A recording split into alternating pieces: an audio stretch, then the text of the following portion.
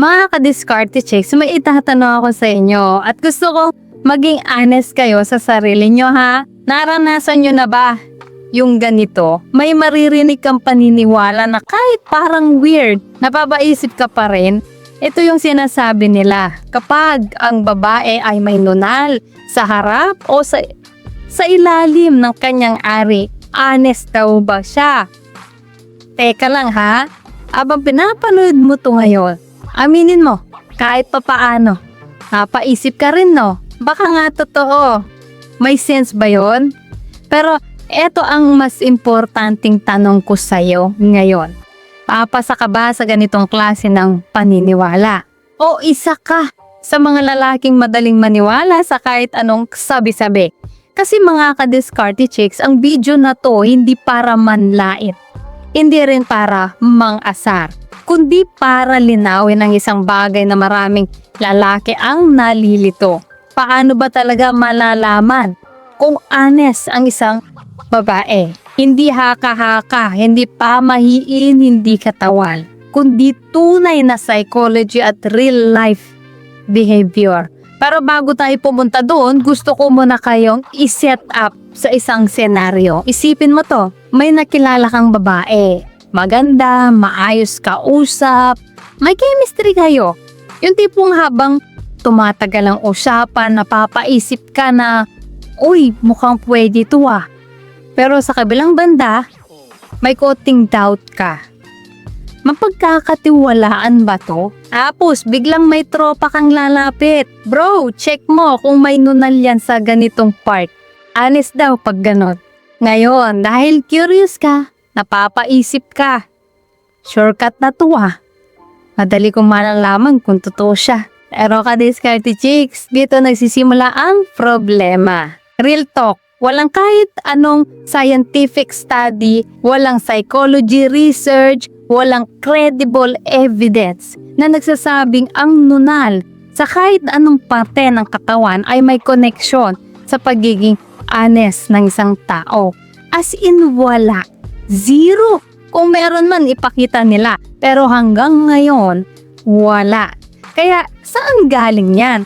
Dito na papasok ang psychology. May tinatawag tayong pattern-seeking behavior.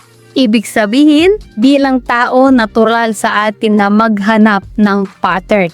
Gusto ng utak natin ng connection kahit wala naman talagang connection. Halimbawa, may babae kang nakilala na may nunal sa ganitong part.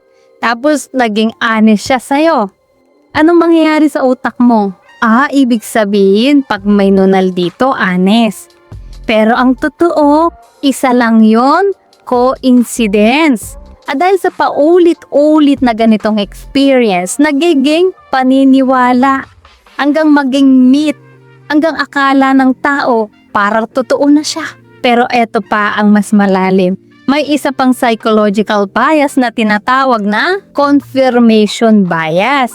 Ibig sabihin, pinapansin mo lang yung mga bagay na sumasang-ayon sa paniniwala mo, pero hindi mo pinapansin yung hindi. So, kung naniniwala ka na, pag may nunal, honest siya, automatic mapapansin mo yung mga honest na may nunal, pero yung mga may nunal na hindi honest, deadma, hindi na napapansin ng utak mo. Kaya ang ending, lalo kang nalalayo sa totoong understanding. Ngayon, bago tayo magpatuloy, may gusto akong i-flex sa inyo. May nag-comment kasi sa isa kong video. Sabi niya, ka-diskarte chicks, totoo bang honest ang isang babae pag may nunal sa harap at sa ilalim ng kanyang kepay?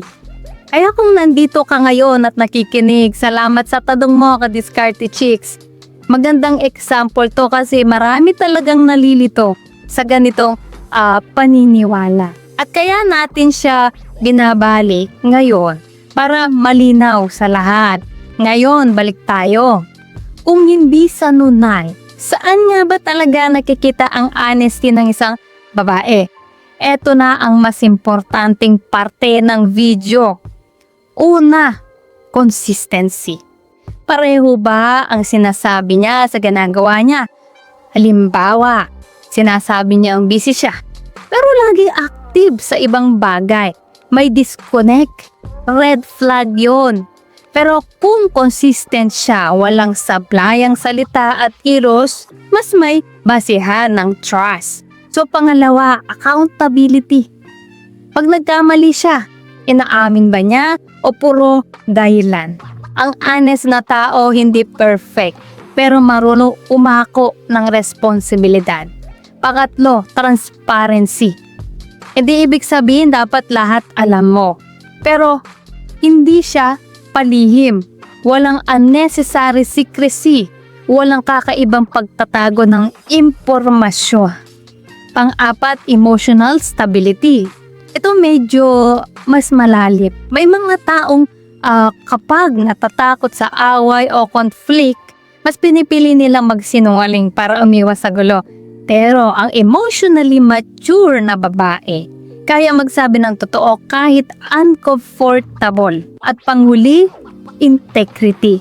Ito yung pinaka-importante. Kahit hindi ka nakatingin, ginagawa pa rin niya ang tama.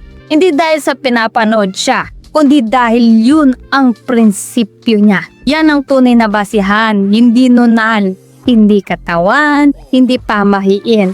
Ngayon, eto ang masakit na katotohanan mga kadiskarte chicks. Maraming lalaki ang naluloko. Hindi dahil bobo sila, kundi dahil mali ang sinusundan nilang basihan. Umaasa sila sa shortcut, sa mga mabilis na paniniwala, sa mga parang logical pero walang ebidensya. Kaya ang nangyayari, yung dapat sana iwasa, pinagkakatiwalaan at yung tunay na maayos na pagkakamalan pa.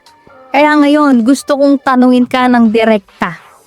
Ikaw, ano klaseng lalaki ka? Yung naniniwala agad sa sabi-sabi o yung nag-iisip muna bago maniwala?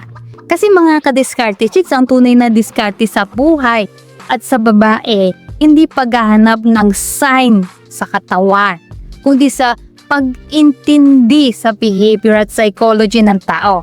At ito ang challenge ko sa iyo. Sa susunod na may makilala kang babae, huwag ka agad mag-base sa panlabas. Observe, listen, analyze. Hindi para manghusga, kundi para maintindihan kung sino talaga siya.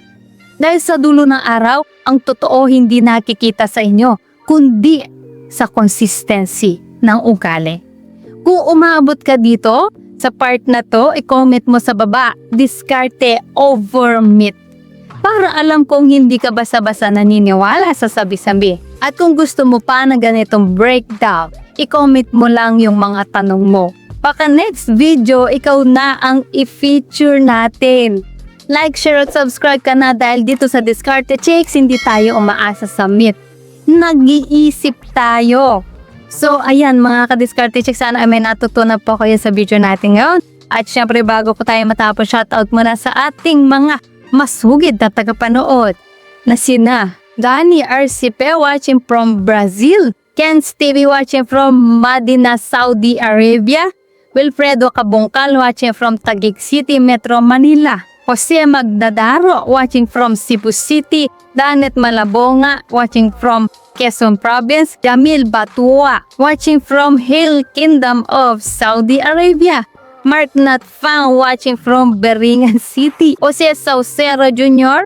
from Calbayog City, Samar, Yul Ternate from Antipolo, Arnel Baguio watching from Zamboanga City, El Toro, Arnel Mora, Carol Canares, taga Manila, Jan Francisco, taga Iling Proper, at kay Leonardo Melo from Concepcion, Tarlac. Guys, maraming salamat po sa support at panonood. Mga ka-Diskarte Chicks, dahil po sa inyo patuloy at lalo po akong ginaganang gumawa ng mga content na makakatulong at makakaaliw. At para naman po sa mga hindi pa na siya shoutout, gusto mo ma-shoutout sa next video, i-comment lang ang hashtag ka-Diskarte Chicks at sabihin ko ng topic ang gusto mong pag-usapan natin next.